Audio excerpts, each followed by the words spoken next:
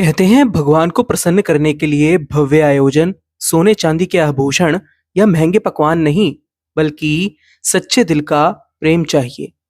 लेकिन क्या सच में भव्यता का कोई मोल नहीं? क्या एक गरीब भक्त की सच्ची भक्ति एक धनवान की भव्य पूजा से ज्यादा प्रभावी हो सकती है? चलिए इस मार्मिक साखी के माध्यम से जानते हैं, जो हमें भक्ति का असली अर्थ समझाती है। एक बार की बात है, एक छोटे से गांव में गीता नाम की एक गरीब महिला रहती थी। गीता की आर्थिक स्थिति भले ही दयनीय थी, पर उसका मन सदैव ईश्वर की भक्ति से परिपूर्ण था। हर सुबह वह अपनी झोपड़ी में बैठकर भगवान के सामने सिर्फ एक छोटा सा फूल और कुछ मीठे शब्द अर्पित करती थी। उसका विश्वास था कि उसकी सच्ची भावनाएं ही उसकी पूजा हैं और भगवान उसके हृदय को अवश्य समझते हैं।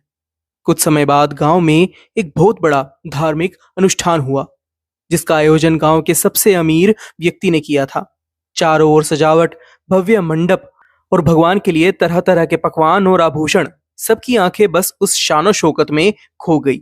लोग चर्चा कर रहे थे कि इतना बड़ा आयोजन शायद ही कभी हुआ हो और भगवान इससे प्रसन्न होंगे।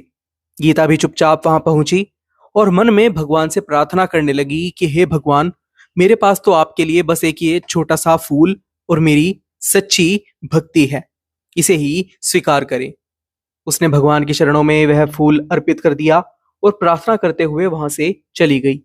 उसी रात अमीर व्यक्ति को एक विचलित कर देने वाला सपना आया। उसने देखा कि भगवान ने उससे कहा कि तुम्हारी भव्य पूजा और अमूल्य भेंटों में वह सच्चा भाव नहीं है जिसकी मुझे दरकार है।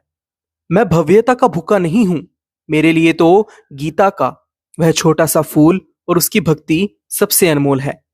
अमीर व्यक्ति चौंक उठा।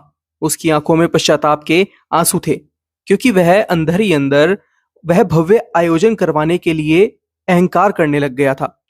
उसे लगने लगा था कि वही ईश्वर का सबसे बड़ा भक्त है। लेकिन इस सपने के बाद उसे समझ आ गया कि भगवान सच्चे प्रेम के भूखे हैं, ना कि बाहरी आडंबरों के। अगले दिन वह सबके सामने गीता के पास गया और माफी मांगते हुए बोला, मैंने समझा कि भगवान को खुश करने के लिए भव्यता चाहिए, परंतु मैं अब समझ गया हूं कि सच्चे प्रेम और भावना से भरी भक्ति ही उनके लिए सबसे अनमोल है। इस कहानी से गांव के लोगों को एक महत्वपूर्ण शिक्षा मिली। वे जान गए कि भगवान को प्रभावित करने के लिए भारी आडंबर नहीं, बल्कि मन की सच्चाई चाहिए। तो दोस्तों, याद रखिए कि भव्यता का मोल हो सकता है, लेकिन भगवान के लिए सच्चा प्रेम ही सबसे अनमोल है। सच्चे भाव और समर्पण से की गई छोटी से छोटी भेंट भी भगवान के हृदय को छू जाती है। इस साखी को अपने जीवन में अपनाएं और भगवान से प्रेम करें, ना कि भव्यता से उन्हें प्रभावित करने की कोशिश करें। आज की यह साखी आपको कैसी लगी?